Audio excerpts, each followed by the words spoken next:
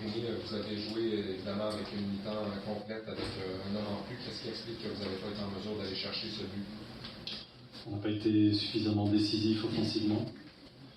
Je pense que toute la semaine, j'ai eu des soucis défensifs à régler parce que je n'avais pas l'effectif au complet pour travailler. Et en fait, sur ce match, c'est offensivement qu'on a pêché. On a eu beaucoup de situations qu'on aurait dû mieux exploiter. Voilà, on n'a pas été suffisamment dangereux, pas été suffisamment tranchant, pas été suffisamment agressif devant le but pour couper toutes les balles, tous les centres qu'il y a eu notamment. Voilà, donc on va payer sur les dernières 45 minutes. Rémi, Piet a encore connu un match où il a fait preuve de beaucoup de combativité, de aimeriez-vous voir son style de jeu peut-être être plus contagieux pour ses coéquipiers? Oui, c'est sûr que je viens de le dire, on a manqué d'agressivité devant le but. L'agressivité, c'est pas quelque chose de négatif. Pour marquer des buts, il faut vouloir plus que le défenseur adverse. Et je pense qu'il y a des zones du terrain, les deux surfaces de réparation, où on n'est pas décisif, on n'est pas assez agressif, on n'est pas assez méchant. L'adversaire en veut plus que nous. Je pense que, je le répète, on a eu des situations, beaucoup de situations qu'on aurait dû mieux gérer. Parfois avec un peu plus de patience, mais aussi souvent avec un peu plus d'engagement. Trop de centres sont passés devant la cage, ceux qui ont été réussis sont passés devant la cage et ce ne sont pas les joueurs que j'attendais qui coupaient les centres. Vous en avez glissé un mot, vous avez dû composer une ligne arrière un peu insolite, si on veut. Peut-être un mot sur le travail de Donadel avec Raitala dans les circonstances. Marco a courageusement relevé le défi aujourd'hui, parce qu'il n'a pas joué depuis longtemps. Voilà, j'étais plus inquiet sur la durée du match pour lui que sur ce qu'il allait donner, parce qu'il est souvent dans ces situations-là à l'entraînement depuis que je suis là, dans cette position. Voilà, après, une nouvelle fois, on a joué avec une charnière et même une défense, une ligne de 4 inédite, en raison de beaucoup trop de joueurs indisponibles. Avez-vous des informations concernant votre famille, est-ce qu'on parle court terme, long terme, et comment on peut expliquer des blessures comme ça à répétition depuis le début de la saison du côté de la défensive? Il y en a déjà deux, je vous l'avais expliqué, il y en a déjà deux qui ont plombé le début de saison. La première, c'est celle de Kai Fischer. La deuxième, c'est celle de Zakaria Diallo. Voilà. Ensuite, Rod, c'est un joueur qui a 36 ans, qu'on a précipité un petit peu quand il est arrivé pour jouer, parce qu'on en avait besoin déjà à l'époque. Aujourd'hui, il paye peut-être le contre-coup un peu de ça aussi. Il avait mentionné que les terrains synthétiques, quand il est arrivé, c'était difficile pour lui, comme pour Marco d'ailleurs, à un certain âge. Je pense que c'est plus difficile pour les articulations, musculairement aussi. Voilà, Rudy, c'est pas musculaire, c'était un choc.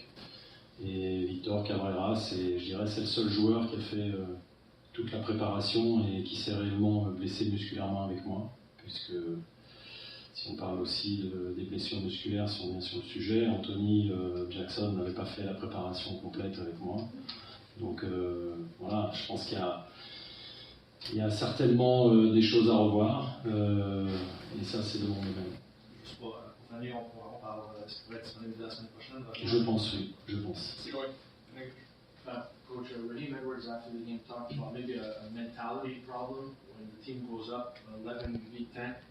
How do you see the issues when you're up a man, the lack of, I don't want to say desire, but the lack of maybe push? I think we pushed, but as I said, we pushed. We were clumsy sometimes. We were not enough organized and not enough with the desire of scoring a goal. You know. Unfortunately, I couldn't really start with Anthony because he had a little problem this week. Then he didn't train for 2 days, and I didn't want to risk with him too much because I had also Marco, Donadel. I had 1, 2, or 3 players on the border. Then I didn't want to be in trouble too early in the game. Then we know that Anthony can sometimes give the team the depth that we need when we attack. And it's nearly the only one player that can give you that. And then I had to wait a little bit in the game to have this depth. Coach, they got a man ejected at the 39th minute. They score in the second half. You're up 1-0. Mateo Mancoso doesn't get into the game. Yeah. Can you take me through your thought process as to why you left a striker on the bench when you were in need of a goal?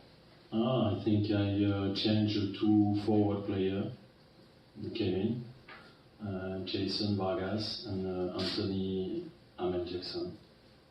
Well, you had a third sub unused. You could have Yeah. used Mateo. Yes, But but you I, did. Just the thought process, just explain it. yeah, Why? I will, no problem.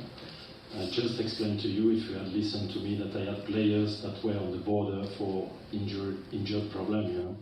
And then if I made my third substitution and I get an injured player, you could have said to me, you knew that he was on the border. Then, and as I said, you've got not enough information to know why I do everything, and I cannot give you all the information. But can I ask, was Mancosu healthy enough to come on for 5-10 minutes? It was healthy, yes. He was healthy enough. Jean-François? Est-ce que ça il y a un risque que ça devienne frustrant un peu avec les résultats, là, le fait de jouer à 10, de pas marquer?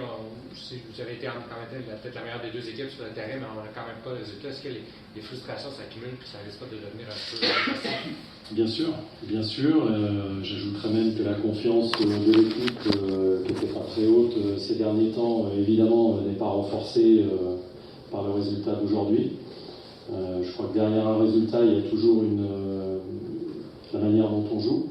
Il n'y a pas que des choses qui sont négatives aujourd'hui, mais c'est vrai que quand on joue plus de 45 minutes à 11 contre 10 à domicile, c'est pas acceptable de perdre.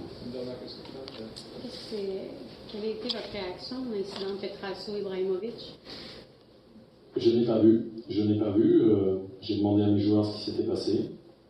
Ils m'ont dit que Mika m'a dit qu'il avait pris un coup de coude. Voilà. Après, il y a eu la vidéo. Moi, je n'avais pas vu à vitesse réelle. Ça s'est passé à un endroit du terrain où il n'y avait pas le ballon. Donc, Une dernière. La semaine dernière, après 3 matchs en 8 jours, vous avez parlé de fraîcheur mentale qui manquait un peu. Est-ce que vous avez l'impression que ça a peut-être encore rattrapé votre équipe dans ce match-là? vous savez, le groupe a été pénalisé cette semaine.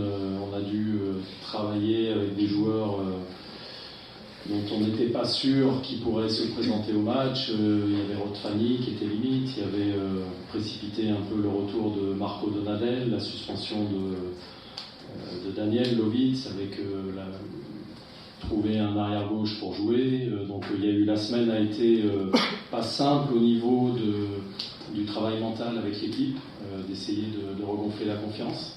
Voilà, j'ai essayé de faire le maximum. Je pense que les joueurs aussi, à un moment donné, aujourd'hui on a manqué de...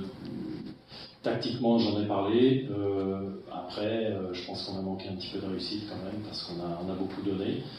Je suis pas sûr que le résultat reflète la physionomie du match, mais en tout cas, il est là. Merci.